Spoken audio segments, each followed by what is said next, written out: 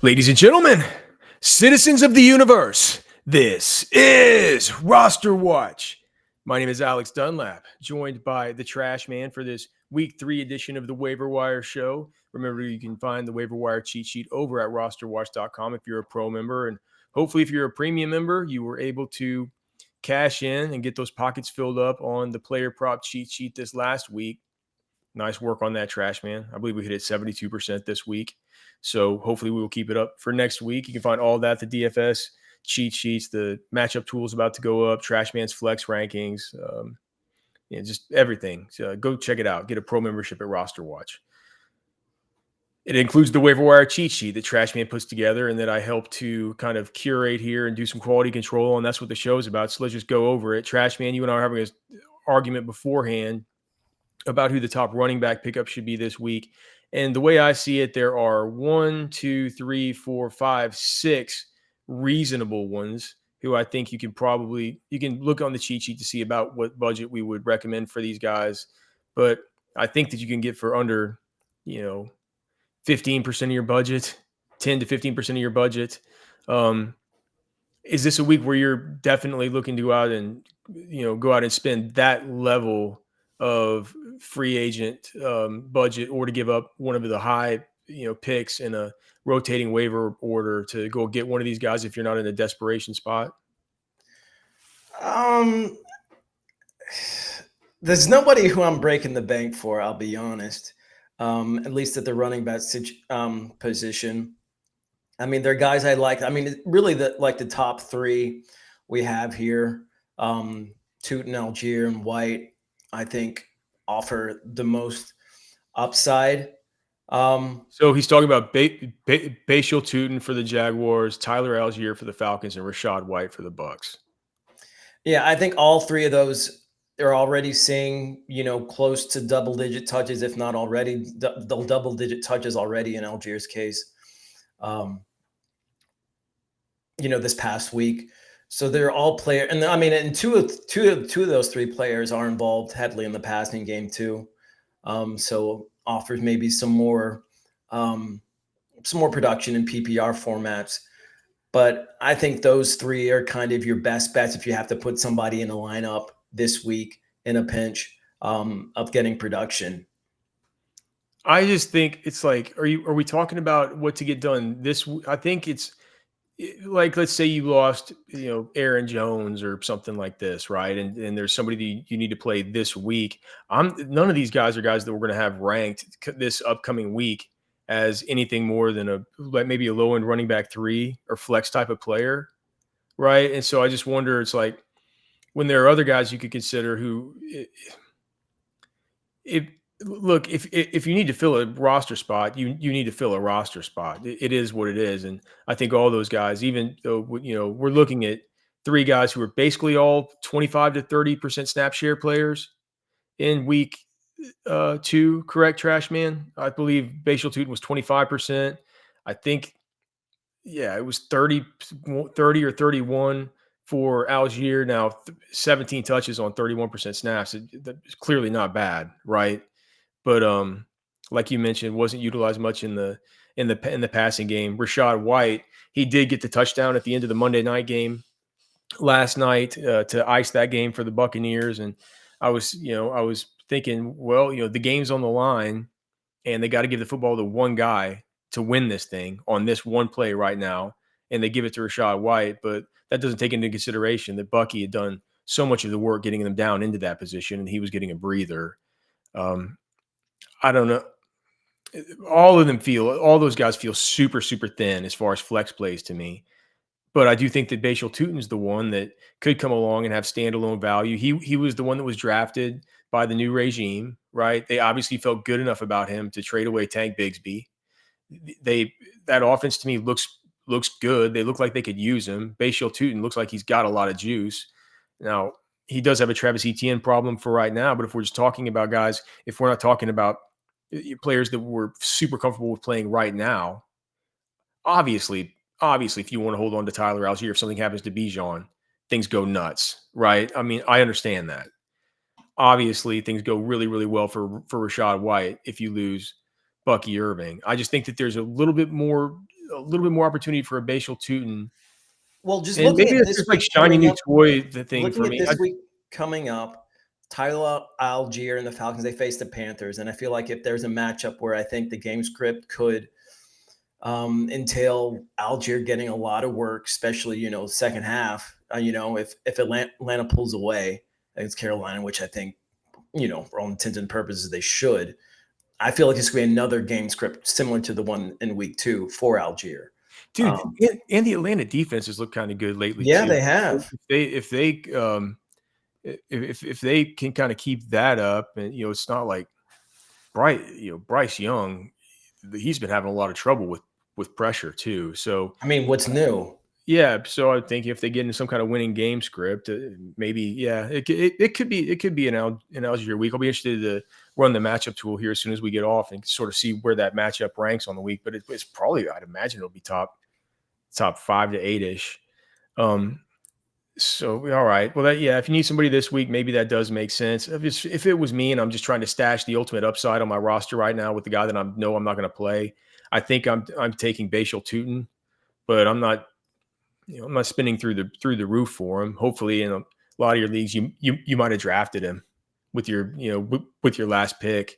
I think what is good about Algier is that because he is a kind of a player who's been around, who doesn't have that, that new hotness kind of juice to him. Like, he's a guy that you're probably going to be able to get pretty cheap, and I think he'll probably pay off for you this week. Or I mean, very well could. Well, but I think he's like 50. He's right on the threshold when I was checking. I think he's 55% owned, right? So no, Tootin is. Okay. Algier is 30%. Okay, so maybe there are some 12-team leagues out there where he's available. He's not available in any 12-team leagues that I play in, but maybe he's available in yours, and I think it could be a good pickup. So technically, we have Tootin, Algier, Rachaad White in the same tier. I mean, do you think Algier should be ahead of Tootin? I mean, I think for this week, yes. All right. And then the other guys who I would consider in that tier, sort of a sub tier beneath them, would be Blake Corum, who we're getting to see. Like they're starting to play Corum, and they're not playing Jarquez Hunter at all. He honestly, Corum, maybe he just needed another year off of that 2023. Was that a 2023 knee injury? So last year was 2024. Was that 2023 when he injured his knee, or 2022? I don't remember. I think it was 2023. I mean, thing is, like, I don't want to get over my skis on Corum. Just, he only had 5 touches. It was a touchdown that kind of put him on the map. But yeah, but he looks like he has juice, and they're starting to actually play him a little bit, right? I mean, they're not playing Hunter at all. Kyron hasn't looked great. Do you think Kyron's looked good? I think they. I think Corum, if he's available, is a good add in your league right now. He's a good stash. Only 5 touches. He got the touchdown. I mean, he got like 45 yards on 5 touches, and he also played 30%. He was a 30% snap share guy, just like the rest of these dudes. Yeah. So I think Corum belongs in there. I think Woody Marks belongs in there. I was watching the Texans game yesterday, and I was just like, dude. After Dameon Pierce was made a healthy scratch, I was like, all right, well, they're going to get a look at Marks. And, Dario Ogunbowale did sort of mix in, but it's night and day, the difference in the amount of burst that Woody Marks has compared to Nick Chubb, which I mean, I guess shouldn't be any kind of big surprise. Didn't see him, only saw 1 target last night, but did play again.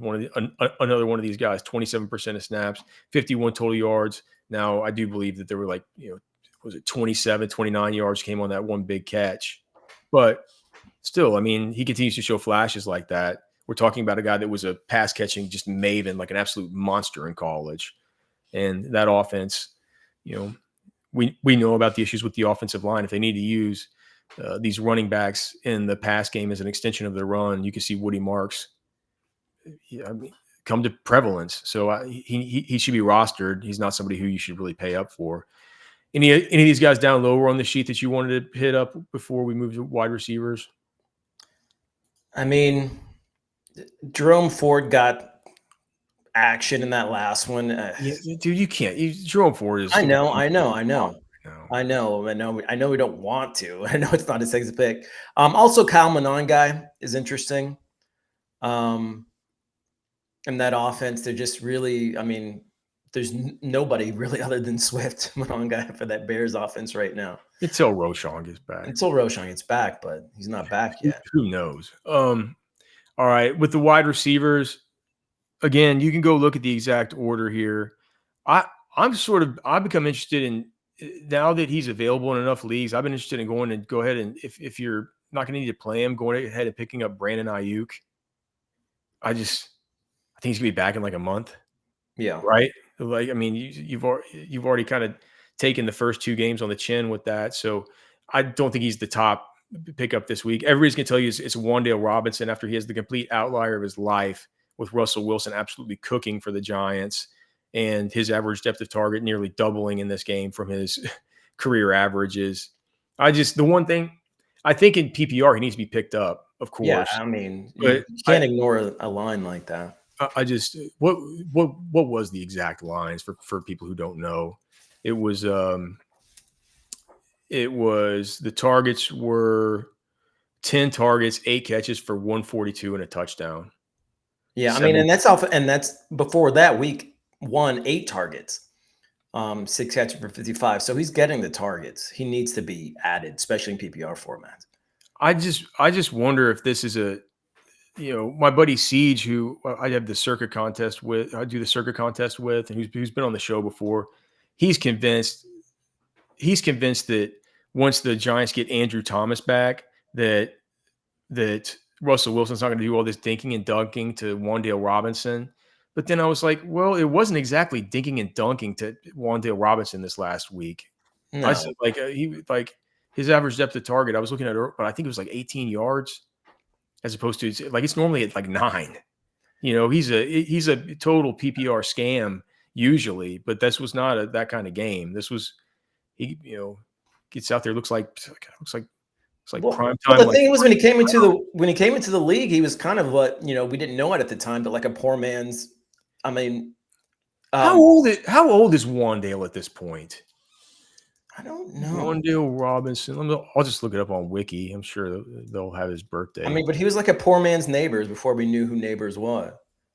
Dude, Wandale Robinson's only 24. Yeah.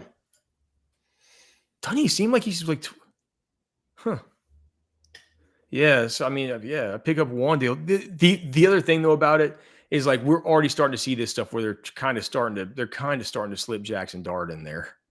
I It mean, was and only that's for some fine too. handoffs. I mean, the thing is, and that actually might be better. I mean, I don't I think mean, if anything it's could an be better ascending than offense, nothing. you're gonna want a Nothing. number two. I'm not sure it's an ascending offense. I mean, they looked like this past week. Well, that's because they were playing your Cowboys. But the Cowboys were good in week one. Everybody was talking about how good the Cowboys defense was playing in week one Well, against the Eagles. So I just think he's a number two in an opportunistic, if not ascending opportunistic offense. A team that could be playing for behind in some of these shootouts. And I feel like he's an easy, cheap pickup, especially in PPR, and that's going to pay off in PPR formats. Of course, we're also going to be we also need to talk about Troy Franklin, who I don't know if he's going to be able to keep up what he did for the Broncos yesterday, like where he just goes full Cortland Sutton plus mode. Like Sutton got ethered on this deal. Now, one of the things was I forget the name of the corner that would just it was so tilting because it was like we got this matchup with the Colts having all their DBs hurt and stuff like that. And the bad thing was you got DBs in there who were so bad that all they would do was just pass interference with Cortland Sutton. And so all these targets ended up being nothing. It was just these underneath drag routes and all this stuff that was designed up for Troy Franklin of all people in this game. And coming into the league, we talked about Troy Franklin, who was of course Bo Nix's teammate at Oregon, saying that he was going to need a little bit of time to develop. He was a developmental player, but he was good, right? Really, really good in college. you just wonder. It's like, he's been now a year in a Sean Payton offense and getting good development. And he's a good player, and he needs to be picked up, right? Like this, that's all there is to it. I don't think you need to really, I don't think you need to blow up the, you know, blow up the whole fab budget for him, but still, like 9 targets is 9 targets. 9 targets, 6 in the previous week. And if you look at his schedule, I mean, it's pretty green. Yeah. Yeah. I think there's going to be lots of opportunities for Franklin to produce. We also got to pick up the Green Bay Packers guys, Romeo Doubs and Dontavian Wicks, with Jaden Reed now on the shelf, not only with the foot that he was dealing with before, but now he broke his collarbone on Thursday night. Or I forgot. Did he break the collarbone? Whatever it is. He's out he's out. And so I think Dobbs and Wicks are interesting. I can't believe I'm saying it. I guess I prefer Romeo Dobbs because it feels like they kind of see him as Embrace the it. guy And, who like, would let it happen. step into the bigger role. But I'm curious to hear what you think. Well, I mean, I've never been that hater of Romeo that you have been. I mean, just based off of that, that his dubious Senior Bowl performance. He's a good guy. He's a good guy. And what's more is that Jordan Love loves him as a target, especially in the red zone. He's just one of these old reliables, not a sexy pick. So yeah, I think he's definitely somebody that you're going to want to add if you have the opportunity. If you've been playing guys like Christian Watson will come back at some point. Yeah. And so everything's going to change when that happens. But for the time being, recently paid Christian Watson. Yeah, that was interesting. They didn't really give him that much. I mean, but still, the fact that they even paid him. I get it, but it feels like if you looked, I saw somebody put up. I wish I knew their name, but they on X they put up like a picture of like player A and player B, and it turned out it was Christian Watson and Jameson Williams during all the games that they've played in their careers or whatever. Mm-hmm. And it's like doppelgangers, and one guy got paid like 5x the other dude. But it is what it is. Well, one of these guys is healthy and just not getting the opportunities. And I think that was it was kind of on a per game thing, not just an overall cumulative thing, right? Yeah, I mean, no, we love Christian Watson when he's healthy. Yeah. And like I was saying, like if you have a guy like who's been underperforming, like a Calvin Ridley or something like that, like you might want to pick these guys up to just have that other option. But one of the reasons Calvin Ridley maybe been a little bit underperforming, I think in week 1, it had to do with that, the Denver defense and Patrick Surtain and all the rest of it. A little bit harder time figuring out what happened this last week versus the Rams. But Alec Eymanner comes in and continues to. We talked last week. We're like, dude, he's if you look at the fantasy points data suite, he's he was actually leading the team after last week. I haven't looked after this week, but leading the team after week 1 in first read percentage from Cam Ward. Comes in this week, scores a nice touchdown on that throw that Cam had across his body. That was a beautiful throw. Yeah, but actually, out there looking good, like getting enough body gets you like 13 fantasy points in PPR. He looks like at least the clear number 2 for Tennessee, a team that's good. Like, I don't know about you, I'm not very impressed with that team. I think they'll probably be trailing pretty often. I mean, you look too at their schedule. I mean, like playing Denver and the Rams, their first 2 games, that's tough sledding. They got a much easier slate of games before their week 10 bye coming up. So it could be a good thing. Any other wide receivers, or just want to go? Well, now that we were talking about it, maybe it makes sense to put Christian Watson at the bottom of that list, somebody who you can pick up. Yeah, that's a good idea. Just put him in the tier. I mean, do you want Christian Watson more than like one of these kind of relatively hot pickups from the last week, like Torrey Horton or something like that? Do I want him more than that? Yeah. I would put him probably around the Demario Douglas, Kendrick Bourne area in there. Okay. Oh, dude, I want him more than Jaden Higgins. Yeah. Okay. So Christian Watson, Green Bay. That's a good call. I think another good call for a guy to pick up maybe as we move to tight end here would be Isaiah Likely. Mark You just Andrews, knows Mark Andrews is he not looks doing dusted, anything. dude. Cody loved him this last week. I was like, maybe he's on to something. It's like my wife has him, and well, He's on the her field. league.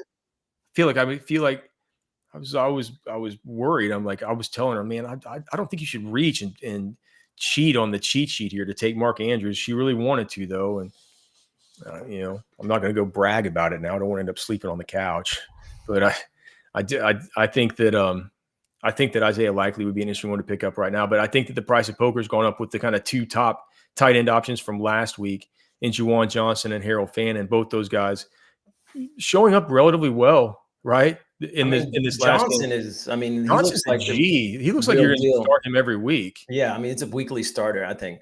And it's not all like it's he did score a touchdown, but it was a perfectly normal touchdown. Like it was, it was a good catch. It was a nice touchdown in the middle of the game. It wasn't like a garbage time thing. And they target him. I don't think it was 10 or was it 11 targets? 9 targets this past week. Yeah, so it wasn't quite double digit, but he's 11 targets the week before, so he's averaging 10 targets. A 10 target tight end who's sitting on the waiver wire. Are you kidding me? Yeah. So go get him. And I think Harold Fanning, you can go get him as well. They're just running so much 12 personnel. I don't know the exact numbers, but if you just watch the game, they play with Njoku and Fannin in there a ton. And they line up Fannin in the slot. They do all kinds of different stuff. So go get Fannin and check the sheet for the rest of these guys. I think probably the waiver ad that I'm most interested in, especially in leagues where you might have drafted Justin Fields and he has a concussion now and you're worried about him, or if you drafted Burrow or Jaden Daniels is looking iffy this week. It's just, I mean, if he's still there, it's probably, you just got to go get Daniel Jones, don't you? I mean, as much as I hate to say it, he's been a top, I think top 6 quarterback each of the last 2 weeks. I think he was quarterback 5 quarterback 5 in week 1. Yeah. I think he was quarterback 6 last in week 2. I mean, 316 yards on 2 touchdowns. I mean, things he's getting rushing. Rushing touchdowns, which is he always has. They're like they're doing the tush push with him. Yeah, I know. So they're doing tush push with everybody. It's killing running backs. I mean, he's got a brutal slate of games ahead. But I mean, who's he?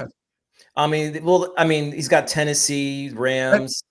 That's not terrible. Not terrible, but I mean, compared to others, I mean, and then he's got Vegas, which is fine. But then he's got Arizona, Chargers. I don't mind that slate of games. I mean, it's not a sea of blue, but I do believe that he's been at home for these last 2, right? I kind of want to see what he looks like once he gets out of the dome. Yeah, those are both home games. Yeah. I mean, but he's averaging 9.5 yards per attempt. Tyler Warren, he's got that connection. He can do that. I mean, he can do that all day. What a stud. What a stud Tyler Warren is. All right.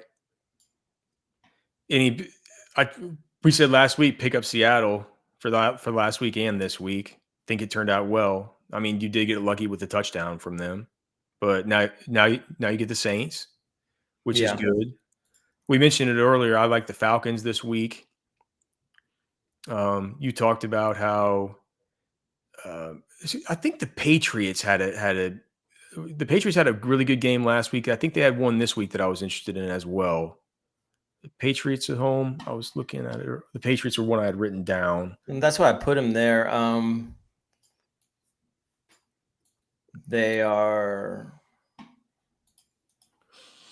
premium downloads. Let me just go they're playing Pittsburgh this week. Yeah, so I like that. And I think is it, and that's at home. Yeah. God, dude, early bets on this. Only 9% of the bets are on Pittsburgh, 42% of the money. The Sharps love Pittsburgh here. -1.5 to start. Wonder what that's all about. I thought that the Patriots looked great last week. Well, and then maybe there's going off of Pittsburgh's week 1, and I mean, I guess they could always be in it. All right, Trash Man, we got to get to the game. Can you drop them? So these are players that we're asking if you're able to drop them to pick up some of these other guys that are on the waiver wire cheat sheet at the very top. All right. Yeah. Braylon Allen. Yeah. I only have 7 this week. Jerome Ford. Yeah. Jaden Blue. I mean, I do like Blue's upside, but I mean, if you're in a pinch, you could drop him. Would you drop him for Bashal Tootin, Tyler Algier, Or Rashad White? Or if you're good, would you hold on to him? If I was good, I would probably hold on to them. Although Javonte Williams looks good in that. He looks really good. Yeah. So maybe. It isn't just the stat line that looks good. He's running with pop. I mean, he was hitting people. Like I started out this year and we were taking in the week 1, we took the under of the 10.5 rushing yards for his longest rush. I'm like, dude, it's against a really good defensive front. And last year he only got 11 yards more in his longest rush like 4 times. And then he did just beat us last week with 11 that he got up to. But then if you would have bet that same thing this week, you would have gotten smoked. He had some runs of 22, 25 yards. Like he was looking spry, man. No, maybe it was that elevation that was getting to him. I just think it's another year off the injury. Maybe that too. So maybe that being the case, maybe I could take a Tootin or well, because the whole thesis with Jaden Blue was the running backs for Dallas are going to be so bad that he's going to be forced into action, even though he can be a total malcontent. Right. If he's acting like a malcontent, and they're saying that he's, if he's kind of doing Jaden Blue, he's not going to. Well, the thing he's not going to supplant Williams when he comes back, at least not immediately. So if Williams keeps running like this, he's gonna stay buried, and he'll be a healthy scratch every week until he starts acting right. Yeah. Okay, Marvin Mims. Yeah, he's just not getting enough volume. Justin Fields.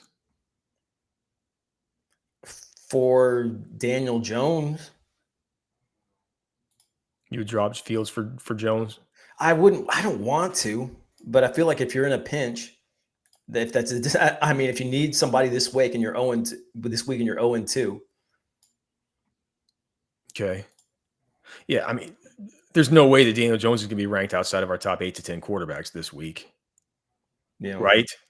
And Fields might not play. He probably won't. He's in concussion protocol. All right, this is where it gets hard. This is where the rubber meets the road, Trash Man. Somebody asked it. And if you have questions, you can ask us at RosterWatch.com. Just ask in the waiver wire cheat sheet post. Can you drop Caleb Johnson? It's not that hard for me. Absolutely. You can? Yeah. Man, the dude he's screwing up in special teams. He can't block. He's not just screwing up. He gave up a touchdown. Yeah. I mean, this guy's in the doghouse, and I don't think he's any closer to getting much playing time. I mean, Jaylen Warren, he's running okay. Somebody asked it. They're on tilt after yesterday, Trash Man. They get out to do with a lot to do with Cam Scattaboo getting a bunch of run. Can you drop Tyrone Tracy? No.